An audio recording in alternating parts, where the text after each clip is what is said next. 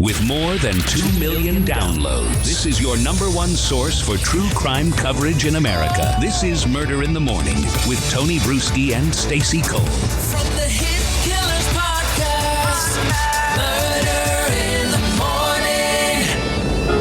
Morning. Are we starting to see a change in how we handle school shootings, where it's not just, the parents are going to go be secluded now and we'll never hear from them? And this one that we just had the other day seems to be maybe a marked change in how we've been handling things. Obviously, we had the court case earlier in the year where the Crumbleys were found guilty of contributing to that massacre.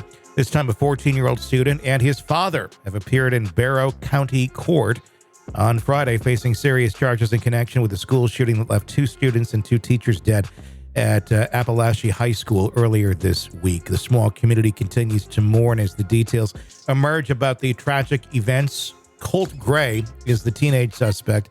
He was arraigned on 4 counts of felony murder and a deadly shooting. He stood shackled before Judge Currie Mingledorff, his long hair partially concealing his face during the proceeding. The judge informed Gray that while the initial charges carried the possibility of a death penalty, the maximum sentence he could face due to his age is life in prison with or without parole.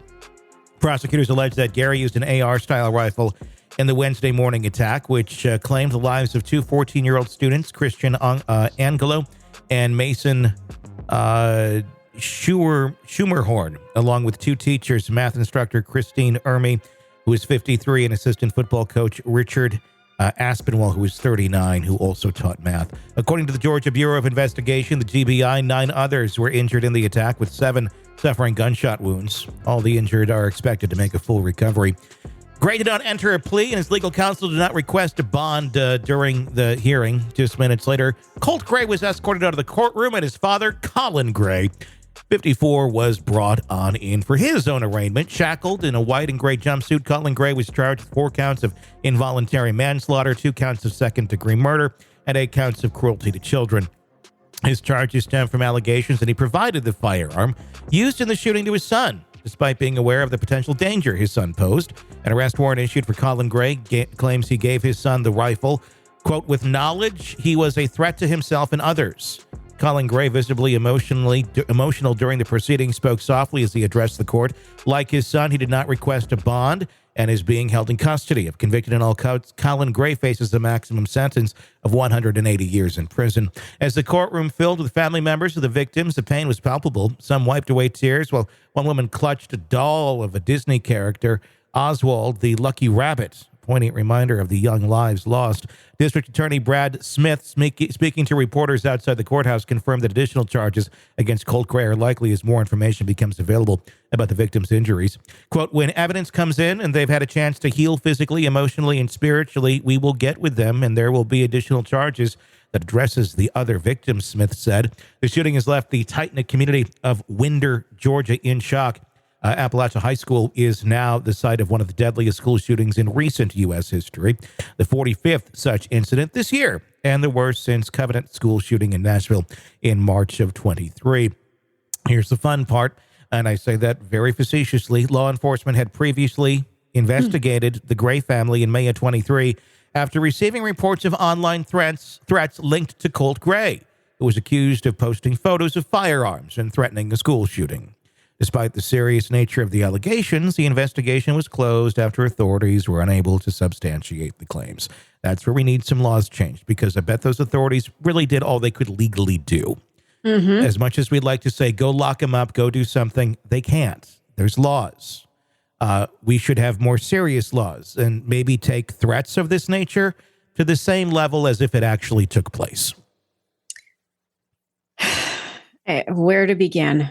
What would that hurt? What the fuck would that hurt? If you were dumb enough to go post that thing and you do it, and okay, guess what? We're going to treat it like you did it, and you're going to go away for the rest of your life. Bye. Is it really going to? Are we going to be really missing anyone out of society? You know, I totally see that point, and believe me, I want these people to burn in hell.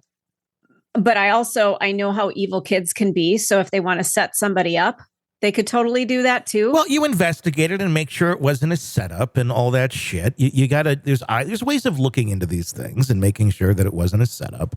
Absolutely. And each case is going to be different. But look, they need to take this shit seriously. You make a threat like that, you're going down. And it's not just going to be, oh, well, slap on the wrist. So we gave him a little bit of mandatory counseling and now he's all better. No, he's not. He's probably more pissed. He's probably going to plan this even more harshly than before. It's sorry, you're done. There's just no tolerance, period, for it. Don't ever joke about it. Don't talk about it. I mean, just don't. It's like bombing a fucking airport. You can't. You don't. And if you do, you go away. Sorry, that's how it works. Well, and that's an interesting thing that you bring up. And I would love for you to bring up that point the next time one of our FBI people is on one of the podcasts, because if you make a threat in an airport, it is a federal offense. You are gone. Like you don't fuck around and make jokes about bombs or shootings or fires or anything to make people panic. And that's what that is. So why can't we make some sort of a rule that if we've got enough credible evidence against somebody who made a threat against a school, that's enough. Yeah. And there have been 413 school shootings since Columbine. And why the fuck do these people still have weapons after they investigated it? They're still allowing these people to have firearms in their homes. That needs to change. If you have a person in your residence, it doesn't have to be you. If there is a person in your residence that has made terroristic threats of any sort, your guns are gone. Every one of them. Every fucking one of them. And that's it. And you can't get them back. But this is Georgia, and Georgia's gun rules are fucked up. Well, they're fucked up everywhere. How fucked up are these ones compared to other states? Let me look that up because I heard somebody talking about that. Georgia. There's basically ways around gun rules in every state. There are, absolutely. And gun shows, living in Wisconsin where I am, gun shows are all over the place. For all intents and purposes, there are no gun laws. For all intents and purposes, there are no gun laws. If you want to get it, you can get it in a legal fashion. Now, if you cross it over state lines and there may be different rules in different places, and you may be prosecuted if you have a gun where you shouldn't have it, but there are ways to legally obtain any weapon you want, basically, in the United States, within reason, at a gun show. Because for some reason, we don't count that as like, oh, maybe you should do a background check, when it should be like everyone who walks into this building should have a background check. You can imagine the amount of arrests you could make at a gun show? Just by checking every person for like outstanding warrants. Yeah. It's like they want to do like a spot check like police do for drunk driving. Do one on the way into the gun show. Let's check all the fucking warrants on these folks. And I'm sure that, and we're like, well, I'd go for hunting. Sure, great. Then you can go in, do your background check, and nobody fucking cares. Wouldn't you rather be amongst a bunch of hunters and not a bunch of fucking white nationalists who want to go kill people, or a bunch of crazy fucking mental ill people who want to kill a bunch of people? Yes, that weeds them out. Then you're amongst like-minded hunters. But if you're going to the gun show for things other than that, and I have some for protection, cool. But if you don't have anything against you, you don't have any fucking rap sheet, there's no warrants, there's nothing, then you're amongst safe people. You're amongst like-minded, responsible gun owners. That's why we need to have these rules, so we can weed the bad ones out. Well, they'll still get the guns. You're goddamn right they will. But you know what? It's a fucking speed bump, and a lot of people like this are lazy as fuck. So, it's a little slowdown. Continue on. I'm sorry. No, that's okay. I totally understand. I'm as passionate too. And I'll tell you, my former radio partner, Dave, sent me a message about another school shooting. Yes, it was yesterday, 2 days ago, 2 days ago, whenever it was. They're all blurring together. And I honestly, my response was, yep. And I just, I said, oh, that's too bad. And I'm not outraged anymore. I'm numb. I'm numb. Yeah. I'm so fucking sick and tired of this. And I'm tired of nothing being done. Yeah. And guns are glorified. And I've said it before during our podcast. I apologize if this is repetitive. I've got anywhere from 6 to 9 guns in my home. I have a concealed carry permit. I have a loaded gun in my nightstand. That's just who I am. I worked in radio as a single woman. Yeah. I was stalked. You'll figure out ways to protect yourself. Now, in my current situation, I don't feel like I need to protect myself as much, but I still have the guns. Sure. But if somebody said, we don't feel that you are worthy of having a gun anymore because of X, Y, and Z, fine, take it. I don't care. If that keeps other people safe, if you feel that I am mentally unstable and shouldn't have my gun, take it. The problem is most mentally unstable people do not think they're mentally unstable. But it's like, look, we just have to do something, but we won't.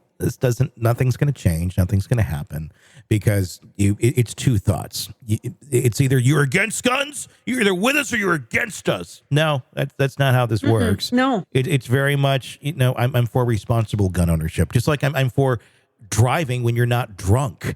Like you can drive a car, just be sober. That's all. Here's the condition, but it's not all against guns. I have many guns. I don't know, like four. How many do I have? 1, 2, 3, 4. I think 4 or 5 total. They're there for protection. They're in a safe. They are locked away. And that's where they are at. This whole like romantic relationship that people have with their fucking guns is fucked up. I'm sorry, it's not healthy. Where it's like, they're like fucking putting them in holiday photos and shit. My God, that's astounding. And when you see little children holding the guns, and I realize we've just turned just ever so slightly political because there is one side that has done this and wants people to see this. I want you to step back and just take a look at that, not from a political aspect, but do you really want a little child holding a gun? It's our God-given right. It's America. It is your right. But does that mean it's right? No. It means you're an irresponsible parent.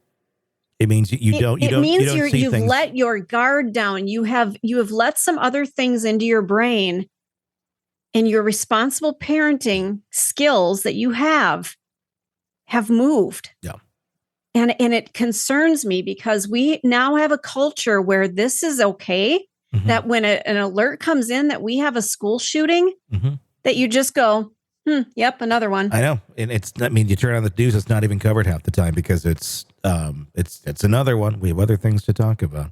The kicker here, it revealed that Colt Gray admitted to buying the AR rifle for his son as a holiday present in December of 23, which, by the way, came months after the initial investigation into the school shooting threat, because that's the right thing to do. Get your son an AR after he's already been investigated by authorities for a possible school shooting threat.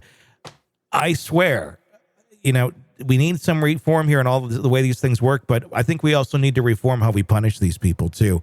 Again, I think it's, put them in a room, give all the parents who lost a child a club with nails attached to it, and go have some fucking fun. Play baseball with their heads. Just fucking obliterate these people so they look like fucking minced meat. And then everybody who, gets involved in this shit in the future, you're all subjected to that too. I feel like once these parents hit prison, this is akin to violating a child. I mean, one of the things that this father is charged with, let me go look at where the charges are. Is it listed in this? I don't know. Yes, cruelty to children. Yeah. So it's not just his own child that he was cruel to. It was the others who were in harm's way and have died. Yeah. So, those people don't fare well in prison. You harm children in any way. That becomes a problem. I think he'll be dealt with, and I think he's going to be convicted. And I think that's where we are headed as a country, that, well, the laws and rules aren't changing, but now we can start rounding up the parents and saying, you're the one who gifted your son this AR style rifle, knowing he was a threat. It's on you. I'm all for cruel and unusual for people like this, because just general population and you're going to be put away doesn't seem to be doing anything. Like, sorry, I think we need to up it. And I'm totally cool with it. If there's no doubt that you did this and you've contributed to this happening, the earth doesn't need you on it anymore. You're taking up too much oxygen for a cow that needs to breathe and then eventually destroy our ozone. You're neck deep in a dark, twisted tale, and just as the tension peaks, bam, a commercial about some miracle diet pill breaks the spell. It's like finding a fly in your soup after the first bite, but here's the fix. True Crime Today Premium Plus on Apple Podcasts. You get to enjoy your crime stories without the junk, ad-free episodes, extended interviews that go beyond the surface, and early access to all the gruesome details. It's like swapping out a can of cheap beer for a glass of fine whiskey. So search for True Crime Today Premium Plus on Apple Podcasts. Subscribe and keep the darkness flowing uninterrupted.